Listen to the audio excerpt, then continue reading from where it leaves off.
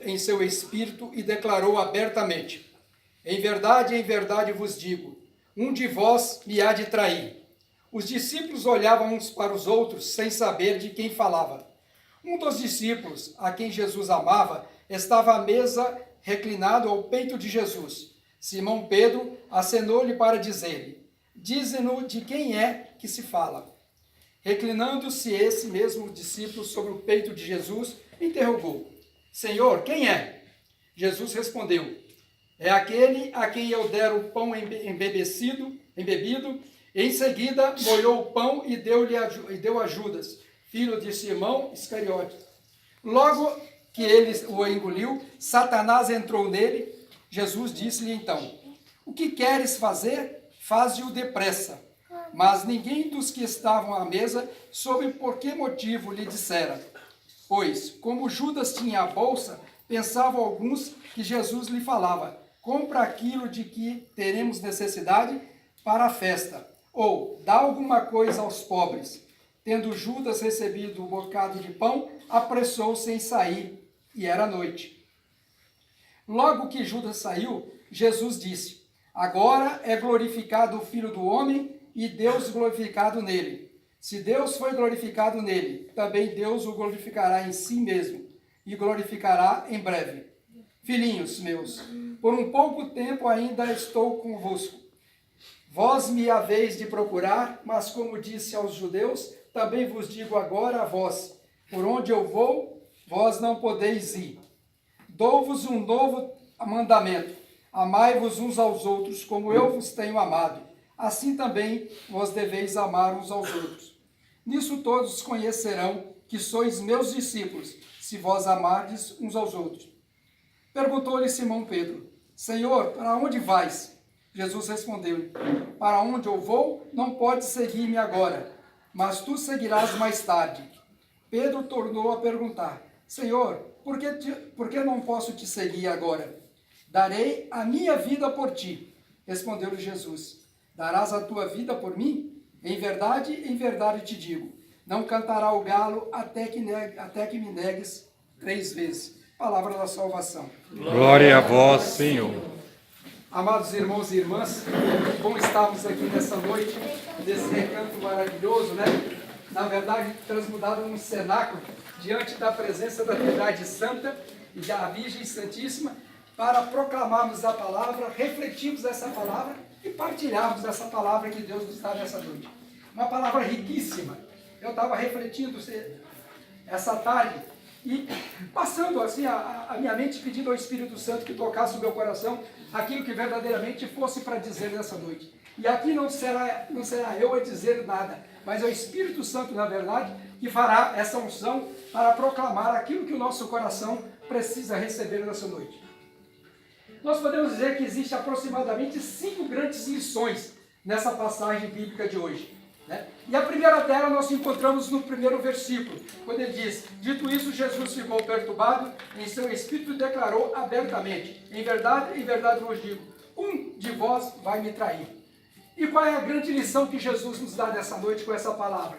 Que Deus nos conhece desde antes que no ventre da nossa mãe, e que Ele sonda os nossos corações.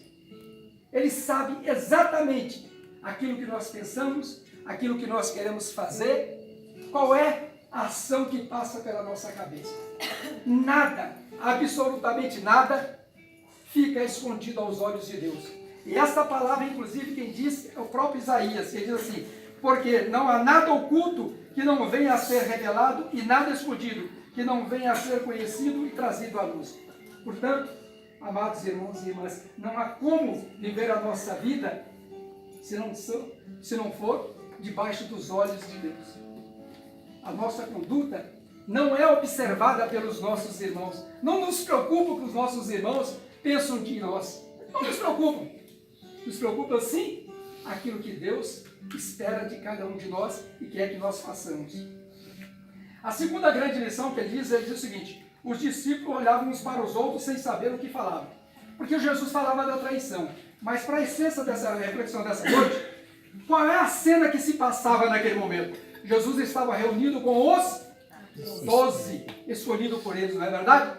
E ele estava exatamente fazendo a predição da sua morte, dizendo que ia ser entregue para poder fazer a partilha do pão, fazer a ceia, que ele manda nos que nós repitamos em toda a Santa Missa.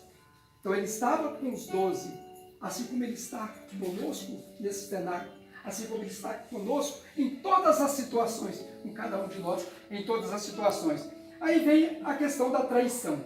De falar traição. Se ele estava com aqueles que foram escolhidos, significa dizer que seriam os bons, não é verdade? Não foi aqueles que ele escolheu? Mesmo que pecadores, foi aquele que Jesus confiava, não é? Então significa dizer o seguinte, que a traição geralmente nasce aonde? Tem a confiança, a amizade e a intimidade. Não existe traição entre inimigos. Não existe traição entre inimigos, porque o inimigo já espera a reação. Então a traição acontece exatamente no meio daqueles que estão em afinidade, aqueles que estão em amizade, aqueles que estão em harmonia. Aí foi que nasceu, digamos, o Judas Iscariote, o traidor. Aí eu pergunto o seguinte, quantos de nós temos agido como Judas na vida de hoje, no mundo de hoje, com relação a Jesus Cristo? Porque Judas agiu como traidor, apontando Jesus e levando à morte, não é verdade? Mas nós traímos também Jesus todas as vezes em que nós cometemos alguma coisa que contraria o coração misericordioso dele. Todas as vezes que nós pecamos, nós estamos traindo Jesus. Nós estamos magoando o coração de Jesus. Então é importante que a gente saiba verdadeiramente essa caminhada de retidão, busque essa caminhada de retidão. Ele sabe que nós somos pecadores. Jesus conhece a nossa essência. Ele sabe das nossas fragilidades. Ele sabe que nós somos pecadores. Mas Ele espera de cada um de nós que a gente possa oferecer o melhor. É essa certeza que Ele espera de nós. Porque Ele tem um coração misericordioso. E aqui uma outra palavra nesse sentido, que diz a questão no sentido que nos leva a dizer o seguinte, o amor incondicional de Jesus. Quando ele diz exatamente isso aqui. Olha aqui. Em seguida, ele estava reunido, né, com os discípulos. E aquele a quem eu der o pão, aquele a quem eu der o pão é o que vai me trair. Veja o que coração misericordioso de Deus. Mesmo ele sabendo que ia ser traído, ele fez a partilha do pão. Ele entregou o corpo dele na mão do traidor. Significa dizer que o amor de Cristo é incondicional. Ele não impõe condição para nenhum de nós. Seja bom, seja ruim, nada. Deus nos ama do jeitinho que nós somos. Porque Deus é amor. Como diz São João, Deus é amor, o amor é Deus.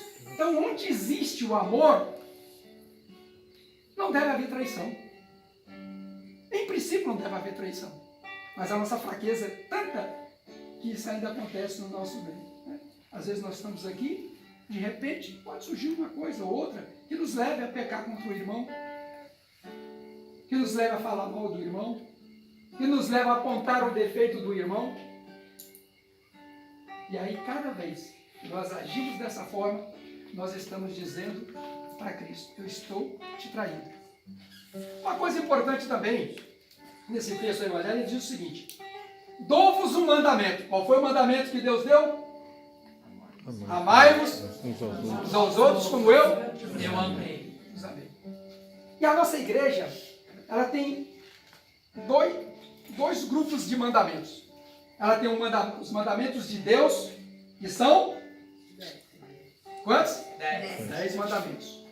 Mas nesses 10 mandamentos, a igreja nos ensina o seguinte, que 2 deles é de excelência, porque todos os outros decorrem desse, que é amar a Deus sobre todas as coisas e ao próximo. Se eu amo a Deus, como eu não vou amar o próximo? E se eu amo o meu próximo, eu estou amando a Deus. Então significa dizer o seguinte, quando a gente cumpre esse mandamento, nós estamos cumprindo todos os demais. Porque aí vem o outro que diz o seguinte, que lá, não matar, não furtar, não cobiçar a mulher do próximo, não cometer adultério, não cobiçar as coisas alheias, não é verdade? Então se a gente tem amor, com certeza esses mandamentos serão cumpridos. Sim ou não? Sim. Não é verdade? É preciso que haja isso.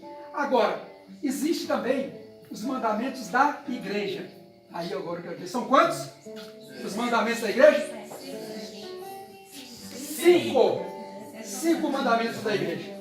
5 mandamentos da igreja.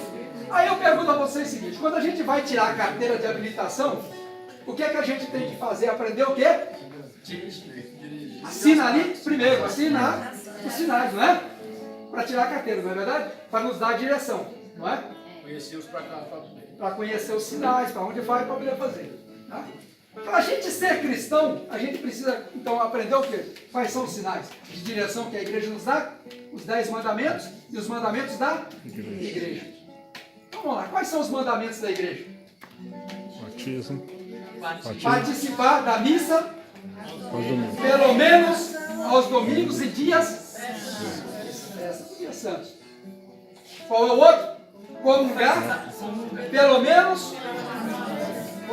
Como esse nosso Deus é maravilhoso, ele pede pouco da gente, não é verdade? O terceiro, confessar, pelo menos uma vez por ocasião da. Está chegando? Você vê como é que Deus também é maravilhoso, né? Ele pede para a gente, confessa uma vez só. Mesmo sabendo que a gente é pecador, confessa uma vez só que já me satisfaz. E ainda assim, muitos ainda não atendem esse mandamento. Qual é o quarto mandamento da igreja? A placa de direção da igreja, a quarta? Jejuar. E abster-se de comer carne, segundo a recomendação da igreja. E agora vem o quinto mandamento de Deus, da igreja. Qual é o quinto mandamento da igreja aqui? Olha, a nossa pastoral devia saber. Devolver o dízimo. Devolver o dízimo. E por que isso é o mandamento da igreja? O padre tem falado tanto. Porque sem o dízimo a igreja não pode cumprir a sua ação missionária, a sua ação religiosa e nem a sua ação social. Né? Aí eu pergunto o seguinte, quantas pessoas ainda tem que não desenvolveu a consciência de saber que o dízimo é importante? É um gesto de gratidão que a gente está dizendo a Deus, Senhor, eu vou devolver um pouquinho de tudo isso que o Senhor tem me oferecido. Isso é alimentação, né? Que é tipo alimentar. Uma caridade. A caridade é a parte. Existe, você pratica a caridade, não significa dizer que você não precisa ser dizimista. Você tem que ser dizimista. Ao ser dizimista, você já está praticando a caridade. Porque naquele dízimo, ele tem uma vertente também social. Mas se você só praticar a caridade, você está em falta com a igreja. Porque você não está devolvendo dízimo. E dízimo é mandamento. É lei da igreja. Então isso é importante a gente ter essa consciência.